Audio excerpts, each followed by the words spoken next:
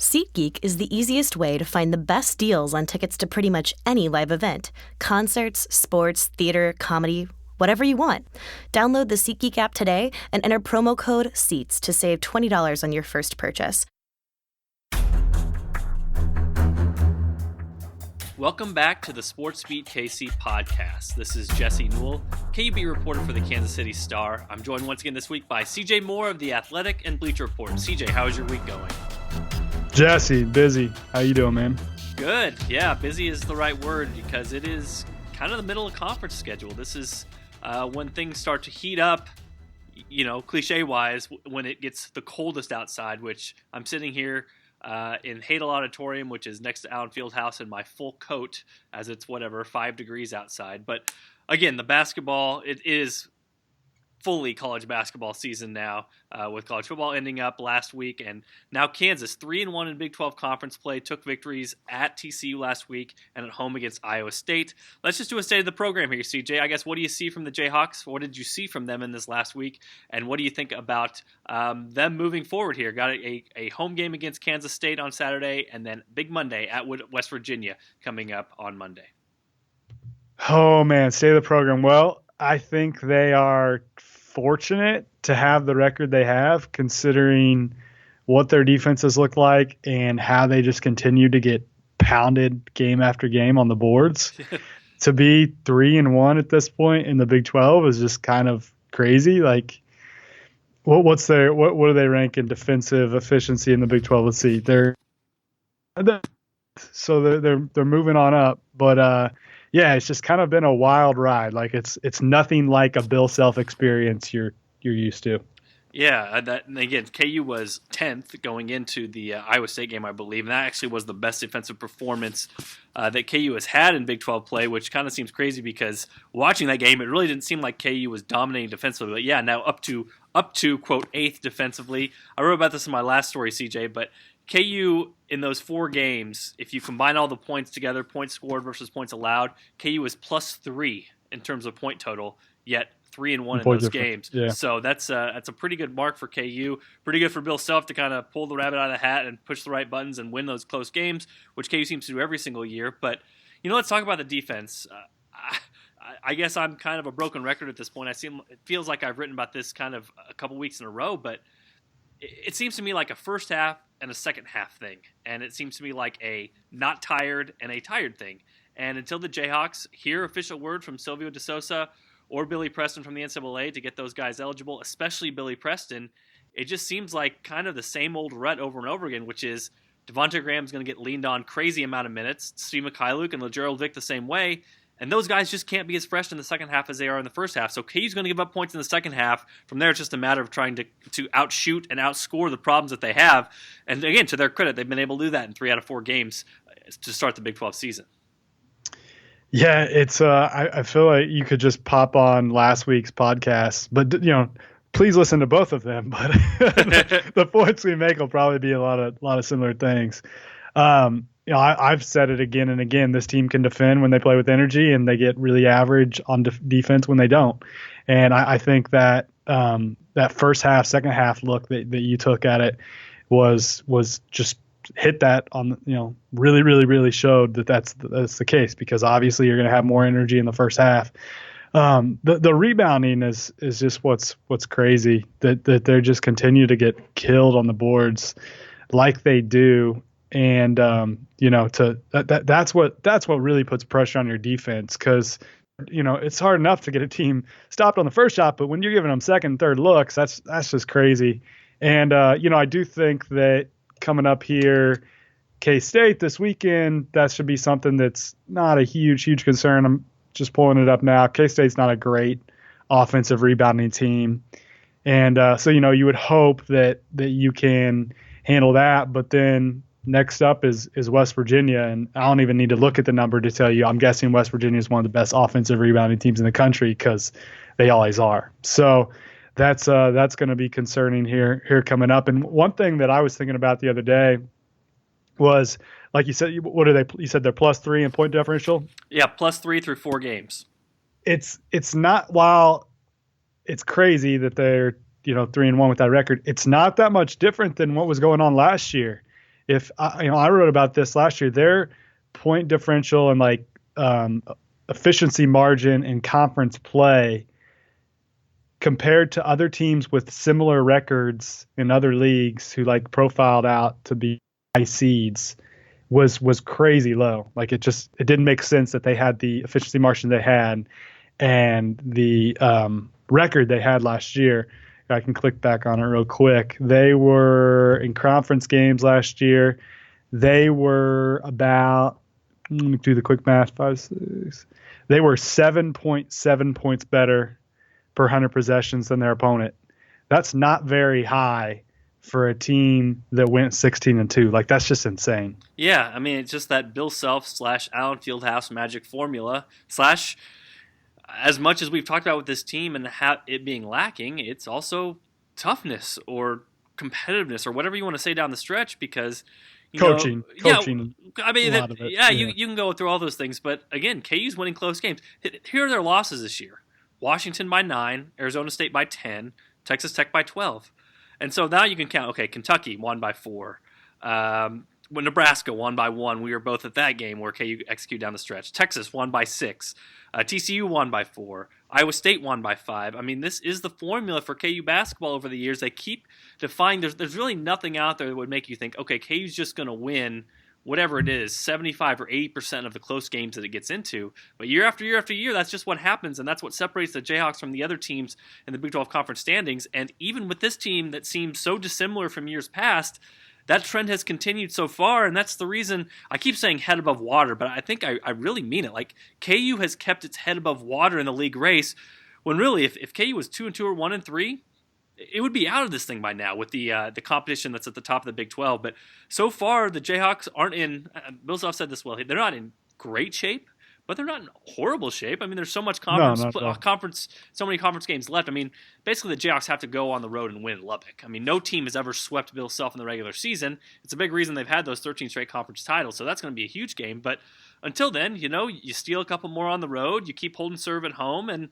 all of a sudden you go down into the schedule and you're one of the top teams in the Big 12, which is where KU should be when this thing is all said and done. But it is kind of fascinating that even when KU seems like they can't get any stops late, I mean, it just seems like score, layup, open three, KU still comes down the stretch and wins a close game, and that's kind of been the MO, and it continues to be the MO even when this team kind of wins it a little bit differently. And you look at this, in terms of the Big 12 championship and trying to keep the streak alive, I think the next 4 games are huge. You've got K-State at home, at West Virginia, Baylor at home, and then at Oklahoma. You absolutely have to win those 2 home games. Like, yes. K-State and Baylor are 2 of the worst teams in your league. You have to beat those teams. And then to really be in a good spot, I feel like you got to at least win one of those road games. And those might be your 2 toughest road games left. Could be. I mean, Texas Tech I would put in the discussion. It's in there. But yeah, that's I mean, at West Virginia is always a tough place to play. They're playing really well right now. And then that Oklahoma, I mean, to me, I think Oklahoma might be the most talented team in the league. Just when you look at their bench, you look at it's not just Trae Young. Like, they've got dudes. It's not just Trae Young. I put average point guard on Oklahoma and replace Trae Young with an above average point guard, they'd still be a pretty dang good team this year. Like, obviously he's taken them to another level, but I really like their team. And the fact that they played a little defense the other day to win, like, that's where their ceiling comes into play. Is it going to be a team that decides to play defense? Because they actually have the pieces to be a good defensive team. Yeah, I mean, I think you look at that part. If KU goes 3-1, that's amazing. That's great. That's really, really good. If KU goes 2-2, again, you're kind of starting to work yourself maybe out of the Big 12 league race, depending on what the other teams do. And we mentioned this so many times. There are so many candidates at the top. It seems like those 4 have kind of separated themselves. KU, West Virginia, Oklahoma, Texas Tech have kind of separated themselves at the top of the Big 12 standings. And so it's just not out of the realm of possibility that one of those teams, kind of like Kansas, goes on and wins a bunch of close games and has a pretty nice conference record, 14-4, that sort of thing. And so if you don't continue to keep up with those guys, if you don't continue to kind of keep pace with what you've done in recent years in the Big 12 conference standings, you could see a scenario where, okay, you go 2-2 and you're starting to look up at teams ahead of you, and it becomes a more and more difficult challenge just with the way that the conference shakes out this year. So getting back to this particular team, though, one guy we've talked about a lot lately is Malik Newman. And, Bill Self talked about kind of the factors that went into his big game against Iowa State, where Iowa State was guarding him with their center, Cameron Laird, and he kind of had to attack that matchup because otherwise KU was going to be in struggle offensively because that was the mismatch. But still, for Malik to at least come out, score a career high in points, to look aggressive, to look more like himself, to show some personality, I think it was pretty creative, a way for Steve Prohm to try to attack KU's offense. But at the same time, I'm not sure he did any favors for the rest of the Big 12 because it seems like it might be something that could get Malik Newman headed back in a positive direction, whereas before that game, he really was struggling. Even Bill Self was admitting that, and when he lost his spot in the starting lineup. So it'll kind of be fascinating to see how Malik Newman goes from here because it seems like KU's offense and also defensive rebounding could be in much better shape if he's able to give the Jayhawks better minutes. Yeah, he is. He is there. Statistically, I guess he's their third best defensive rebounder, looking at defensive rebounder percentage, but he is pretty good at coming back and getting boards. But that game was interesting, and I'd like to you'd like to see him come back and have another positive game here this weekend against K-State. But man, they were almost daring him to shoot the way they were guarding him. I mean, a lot of times they weren't coming out on him on the 3-point lane. They were almost given not the Marcus Garrett treatment, but it was kind of similar. And that can really mess with your mind. I mean, when you're a shooter like Malik Newman and all of a sudden a team's like daring you to shoot, like that's kind of that can mess with your mind for sure. And so it was, a positive that he was able to come out, attack that the way they were guarding him, and come away with a pretty big. What did he score? 27 points in that one? Yeah, 27 points. I almost compared it more to the Washington game where, Washington played that funky 2-3 defense. But basically, you could kind of tell Mike Hopkins was saying, let LaGerald Vick beat us. You know what I mean? Let LaGerald Vick basically run free and do what he wants to do, and we'll just cover everybody else. That was kind of what the defense was for Iowa State against Kansas. And I don't know, it was a horrible strategy because, again, Malik Newman, his confidence was so low, whether that was Malik Newman or Marcus Garrett in the game. Those two guys, offensively, I mean, Marcus right now is just limited, as we know. He's much better on the defensive end. But for Malik, it's sort of like he'd been in such a rut that you wonder if he could shake himself out of it in the course of a game. And, again, his efficiency numbers were fine. His shooting percentage wasn't amazing, but he didn't turn it over that often, was great on the defensive glass, and then made enough threes to make it an efficient night for him. But KU really needed him. And, again, if nothing else, kind of just showed a little bit of emotion. I felt like I was talking about the dark ages when I said, hey, in Italy in August, that guy was as much of a personality on the team as Devontae Graham was. He was pumping up the crowd. He was talking trash to guys on the other team. He was acting like he couldn't be guarded and had all the confidence in the world, and that was just shot in recent games. So that could be a positive for KU. We saw at the end of the TCU game, basically Bill Self saw that Malik Newman and LaGerald Vick they were both giving KU nothing on the offensive end, so he just kept throwing Devontae Graham in ball screen situations and said, basically, go save KU. Go save the team by just coming up with plays, and Devontae Graham was able to do it. Against Iowa State is a little bit different because, Sue Mikhailuk made his threes, and then Malik Newman was able to be aggressive enough to take advantage of the mismatch, and that's good for Kansas. I mean, those guys are good. Devontae Graham's good. Sue Mikhailuk's good. Udoka Azubuike is good in certain matchups when teams are really defending the three-point line, but it sure changes KU's offense when Gerald Vick and Malik Newman are guys that are more aggressive offensively. It can be a much more dangerous team on the floor when those guys have to be respected on both the drive and with the shot. For sure, and you're leaving out one Svisis Mikhailuk too. Well, let's plug my story a little bit. Let's Jesse. do it. If you simply look at the numbers, good KU has had good Svi. Bad KU has had very below average, average Svi, low confidence Svi, and it's kind of crazy when you look at the games where they've been efficient and when they haven't. It lines up with the good shooting games that Svi's. He's been really, really important and become the second leading scorer on this team, and really this last handful of games you've seen the good version of Svi, and I think that's really, really important because you're not getting a lot of consistency out of LaGerald Vick and Malik Newman. So you need that consistency out of Svi, and he's had here again a good stretch, and you hope that he doesn't revert back to what he was here about a month ago, where he was really struggling. Yeah, it brings up another point, which is LaGerald Vick. I don't know what to say at this point. Again, by the time people are reading this, or I'm not reading this, they're listening to this. I hope they're listening to this. It wouldn't be very interesting to read on the on your iPhone, but by the time people listen to this, this K-State game at 11 a.m. on Saturday could be over, and maybe LaGerald Vick scores 30 points. I don't know. So this could be a weird discussion to be having. But the last 3 games, he's in a funk. He's in a weird funk. And not only that, defensively too. Yeah, and if you look at his numbers offensively, for the season, he remains a very efficient player. 121 offensive rating, 20% possession percentage, so he takes on an average offensive load. So, those are both really good numbers. The problem has kind of been more of a mental thing, like a head game. He just hasn't been aggressive at all and attacking like he's capable of attacking. So, you look at just shot attempts over the last 3 games. Texas Tech, he gets 9, goes 1 for 9.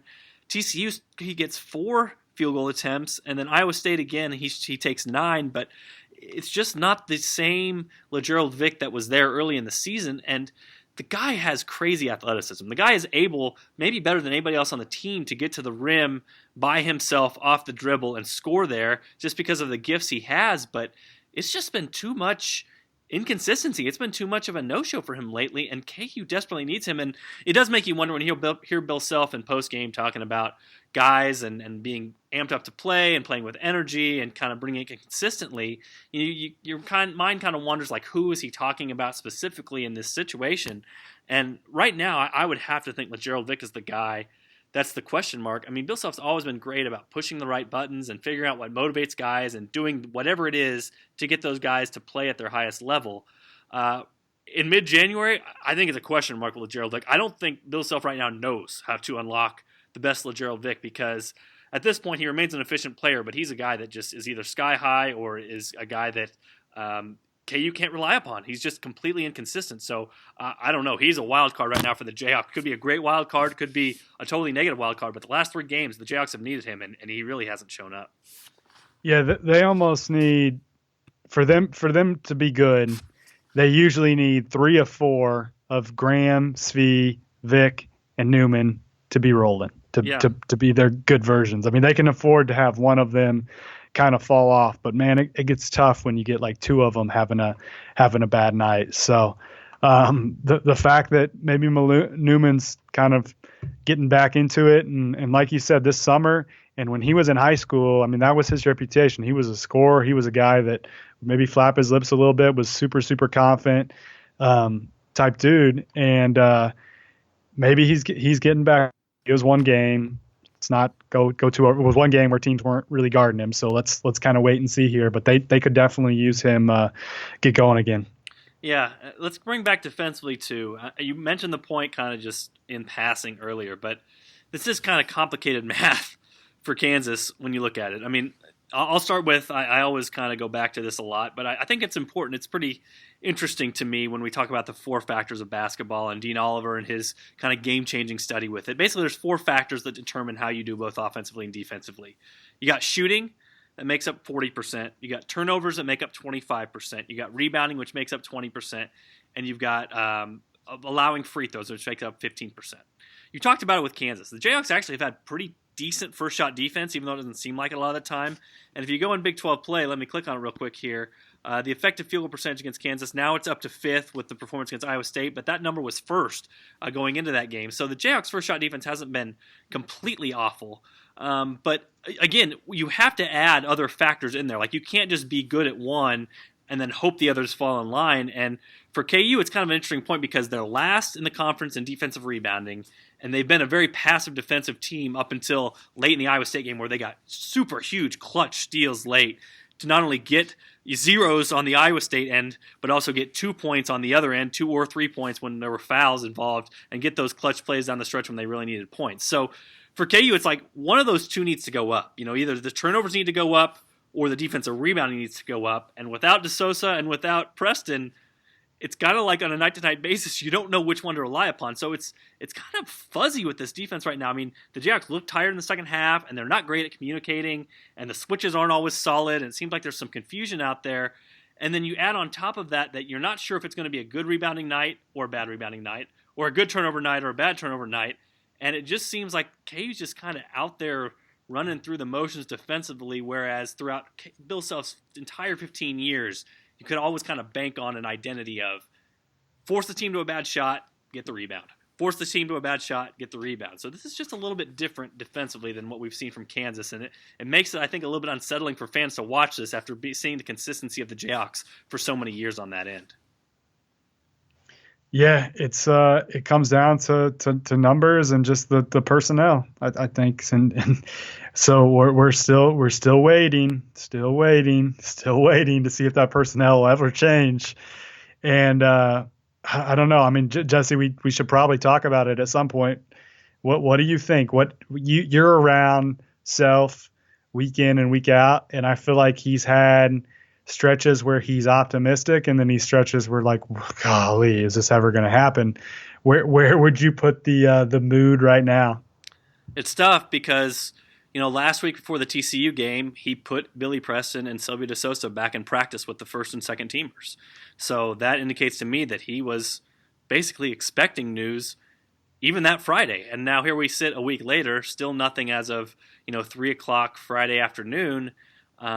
I still think he's on the optimistic side. I don't think that's changed over the last week. But again, when you hear soon, and you hear soon for 16 different instances or whatever it has been 16, but maybe 5 or 6 now, and still no word has come, it makes you wonder. Now, I think the situations are different. Let's start with that too, because Billy Preston, I think KU needs more because he's been with the team since the summer. He should hypothetically know the play calls by now, know how Bill Self likes to play defense, should be further along in his development than Silvio de Sousa. So I see him as a guy that could walk in immediately, get 10-ish minutes in his first game if he's cleared, maybe 15 the next game, and then settle in the 20 to 25-minute range, once he kind of gets his footing a little bit after that. De Sousa, I'm not sure that Bill Self is really that disappointed that he can't play yet. I think he would be happy with the body, but if we're being honest, he got to campus 2 weeks ago, and it's just more complicated than stepping on the court and being able to play. Bill Self loves to kind of micromanage the end of close games, and for good reason. We just talked about why his team is so good in late game scenarios. It's because the Jayhawks have a great offensive coordinator on the sideline who knows exactly the right play calls to run against certain defenses. So Silvio de Sousa doesn't know those play calls. I mean, he doesn't know what the team wants to do. So it's kind of like a guy you use if you get in bad foul trouble. Maybe the first half you teach him 1 or 2 offensive plays and just say, hey, we're only going to run these 2 things, so just know those. And then on the defensive end, just try to remember the principles and grab every defensive rebound, that sort of thing. But, I think best case scenario for him is that's a body you can use in March during the season's most important games, 10 to 15 minutes optimistically at the end. But even then, probably not playing at the end of close games because that's when Bill Self really likes to Bill Self, if you will, and be the great offensive coordinator that he is. So with De Sousa, it's more of a different issue. It's something like, hey, has he played with pros overseas? Is he truly an amateur? That news could be separate from the Preston situation. Preston, obviously, this is a more complicated scenario than we first thought just because he's already sat 15 games, and if it was a minor issue, you would think the NCAA would say, hey, he's guilty, but the punishment is 15 games. Get him back in there. Everything's fine. So it could be different times, different answers on both of those guys, but as of right now, like you said, it's a crazy situation because KU remains in limbo, and how Bill Self coaches this team and how he sees this team in 2 months is totally different compared or based on what the results of the NCAA findings are. So it really is a team in limbo right now. Yeah, and it's so bizarre that like it could take this long because they've got the information in front of them. It's not like they're pouring over a bunch of other academic, eligibility type cases because they don't have others on their plate. But I'm sure they're restricted in the number of people they have that can work on this type of stuff. Who knows? But what their excuse would be. But it's just kind of wild that both continue to take this long without like an answer one way or the other. So I know I get the questions all the time whether I'm out and about or it's Twitter, and I'm sure you get 10 times as much as I do. So it's always kind of the same. Like, we don't really have much insight, but it's definitely weird to have this like looming over where when you try to talk about this team and you form narratives and you kind of look at the future because you don't know what that exactly is going to look like. But like I said last week, even if those guys come in and like you were kind of saying, it's a possession here, there, 12 minutes for Preston, I think that might even be high. I think he might be more like a 10 to 20 minute guy. Who know, we'll see. But this team's still going to continue to play like they're playing. They're still going to be a team that shoots a lot of threes, but they could definitely really, really, really use that help on the boards. Just, you get 15 minutes of those two combined at least. Maybe that helps you, grab a couple more defensive rebounds, where right now in conference play you're giving up nearly 42% of opponents' misses they're getting back. It's just a crazy number. Yeah, it's dangerous territory too for Bill Self, because at some point, look what he wants to do right now is, if those guys become eligible, especially Billy Preston, he wants to transition his team back to playing two bigs. I don't know that he does entirely. I mean, listen, not entirely. He wants to some 15 minutes a game. And you can get Mitch Lightfoot playing the four much more. I think it helps him more than any other. Because then Preston can be your backup five, and you can get minutes with Lightfoot as your four in some of that. But what I'm saying is, a lot of coaching is trying to figure out what is overall good for your team and what is overall not good for your team. Because we can both agree, if Billy Preston comes back, this team will improve defensively because it will get more defensive rebounds. Now, what will that do for the team offensively, though? I mean, this team, Bill Self has a whole playbook of two bigs offense. You know what I mean? Like getting angles, high-low passes, over the top. Like, he has a whole playbook. He can go back to it if he wants. But this team, for 2 straight months, has only played 4 guards. So at this point in the season, if you transition back to it, or transition back to it for 15 or 20 minutes a game, whatever the case may be, is that going to help out your defense enough to take perhaps a little bit of an offensive hit and have this team kind of lose the identity it's built up in 2 months to try to go back to kind of a mixed one where sometimes you play 4 guards, sometimes you play 2 bigs?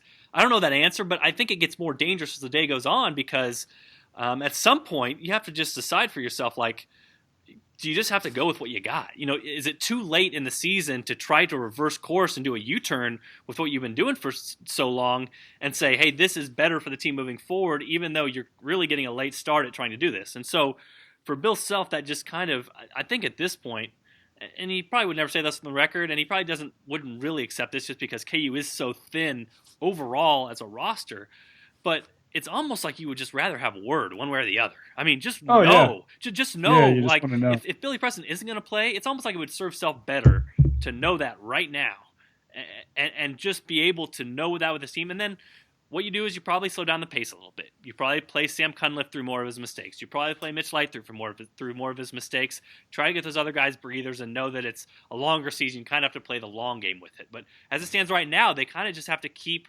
pushing forward and pushing those guys to their limits, believing that Billy Preston and Silvio Sousa are coming, while not really knowing that that's going to be the case, and it's got to be a frustrating situation to be in. I don't know that you slow the pace. I don't know that you do that. I mean, these guys, the 4-guard lineup, you have to almost push the pace. Like, I know the guys are getting tired, but there's times where, like, you've got to get out and run, because that's the best offense for those guys. But he has to an extent slowed down. I mean, He does in stretches. And they play for sure. zone to rest. I mean, he's done certain small things. End of halves, he's been slowing his team down. Zone defenses, part of that is just so that Devontae Graham can stay in one spot for a few seconds. You know what I mean? And trust me, Bill Self's the last coach that wants to sacrifice on defense so that his guys can be rested for offense. No, but he's definitely having to think about the game and coach in ways that he's uncomfortable with, just because, like, he usually it's like, okay, we're not going to zone because that's sending a bad signal to our team that, like, we're just not tough. We're not going to guard, where, they're just trying to survive. I mean, Every game is just trying to survive.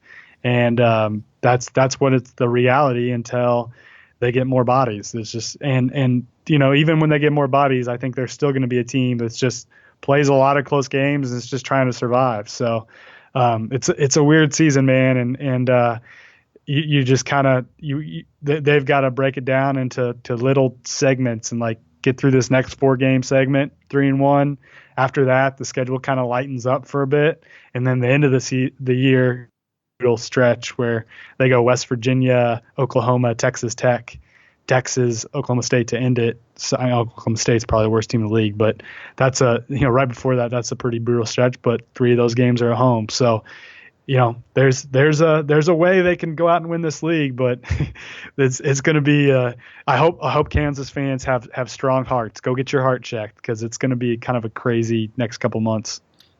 I'll only say this once. It's almost.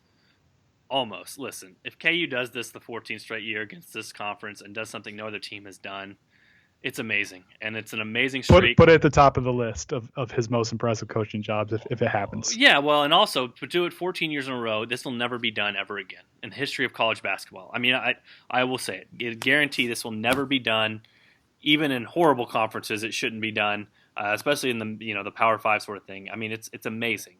But it's the same thing you're looking at here. It's like, I think your word survival was really good. KU on a game-to-game basis is trying to survive. I don't know what that does for them in March, because it seems like you continue to push Devontae Graham to his absolute limits, and you survive. And you push Svi Mikhailiuk to his absolute limits, and you survive. And you push LaGerald Dick to his absolute limits, and you survive. I just don't know how long that's a maintainable pace. And at one point, usually this is the time of year when KU kind of hits a lull and then has to catch a second wind. That was a month ago for the Jayhawks. You know what I mean? Like that happened a month ago. Now they've kind of caught their second wind. They're going to need a third wind and maybe a fourth wind. And so to get this league title and to stay competitive, it's just taking so much juice that it's a tough deal for the Jayhawks, because I'll be interested to see how much is left in the tank for March, because we know this. I mean, fans will love to get number 14 if it happens, but fans would more love to have a Final Four banner up, because it's been a few years, especially for a program like Kansas. So I don't know the correct answer. Obviously, you try to win every game, but this team more than others seems like it's dragging in mid-January, and I don't know what that means for the future, but KU sure could use help. KU sure could use a Billy Preston or Silvio de Sousa to help out that rotation, just to get guys a few more minutes of breather. I see. Real quick, what's the Bill Self team at Kansas that you think about more so than any other that was just like not only during the season, but especially during the NCAA tournament, was just like trying to survive, playing that way, trying to survive every game? What team do you think of? Well, 2012 is probably the one you're asking about, and that's probably the one I think of.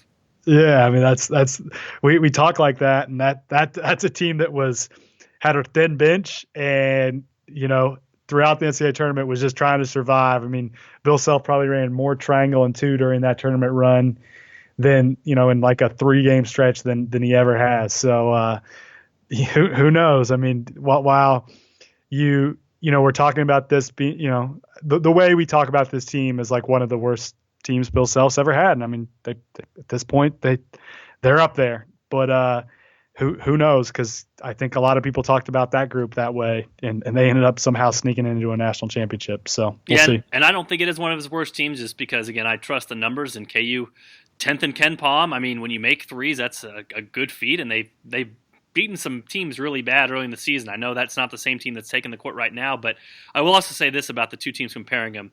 The 2012 team had a really short bench, but had only one player in Tyshawn Taylor that played 83% of KU's minutes.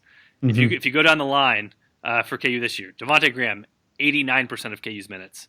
Svi Mikhailiuk, 84% of KU's minutes. LaGerald Vick, 83% of KU's minutes. And so while that team was also thin, this team really relies on 3 players, basically are pushing 3 players more or at the same level that KU was able to kind of keep limited to 1 in that season. So it's a different kind of fatigue. It's a different kind of pushing players. And again, I just think for Bill Self and for Devontae Graham, for all those guys, it's almost like there reaches a breaking point where you have to figure out some sort of way to get their minutes into the 35-minute range instead of the 38-minute range, because I'm just not sure they can keep up the same performance over and over and over again playing the minutes they have right now. They've done it so far. Credit to them. It just seems like that isn't the best formula moving forward, especially if you hope to have anything left in the tank for the most important games coming up in March. Luckily, our narrative next season will be so much different when we're having all these. It'll be, how do they find minutes for all these guys? They've got too. We're going to be having they have too many guys talk next year. It's unbelievable. It's unbelievable what they've set up, isn't it? It's crazy that a lot of KU fans talk to me about basketball. They want to say, "Hey, you want to talk about next year's team?" And I'm like, "Well, this year is not." Like barely half over. Maybe you should like this year's team too. Like you said, this year's team is just as likely to. I think I saw on BPI, ESPN's BPI, that this KU team is like. And again, this is statistical rankings. I know that KU hasn't played this well lately, but like a 40-ish% chance of getting a 1 seed this year. I mean, so we're talking about the down year for KU, and still maybe at least a 1 in 3 chance or somewhere around that area to pull off a 1 seed this season, and perhaps even win the Big 12. I mean, it's crazy how the standards and the expectations around this program have risen to an almost insane level. Yeah, and the Big 12 could be in position if you get two teams that, I mean, let's say KU finishes even second in the Big 12. They might not be at because the league's so strong, and the Big 10's down and the Pac-12's down. So, it's not and the SEC doesn't have a 1 seed caliber team. So Big 12 could end up with 2 1 seeds. We'll see. Yeah. All right, well, we're going to wrap it up there. For CJ, this is Jesse. Thanks for checking out the Sports Beat KC podcast. As a personal message, please go on to iTunes and rate and review the show. We share our little iTunes home with the A-team, so the great coverage of the Kansas City Chiefs. But I've noticed for them, a lot of their fans go on there and say nice and positive things about them. So it would be What great. about us? Exactly. What about us? Well, listen, we love the ego boost. There's no problem. I'll admit it. But it would be great to see other reviews in there talking about the KU podcast, positive, or I guess if you hate it, negative too. But at least we'll have some representation of the KU podcast available on iTunes there. So please go there, check it out. Check out CJ's work, like he talked about. Svi Mikhailuk's story just posted up at the Athletic, and also check out the KU coverage from myself and Gary Bedore at kansascity.com and kuhoops.com. Thanks for checking out the Sports Beat KC podcast. Be sure to tune in for another episode next week.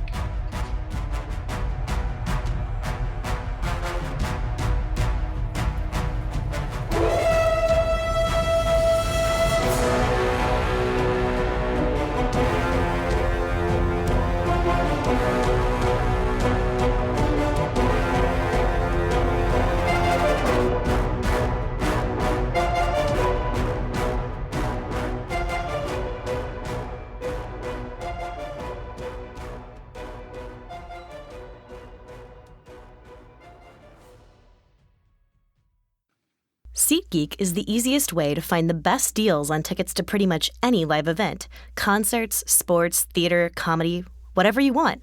Download the SeatGeek app today and enter promo code SEATS to save $20 on your first purchase.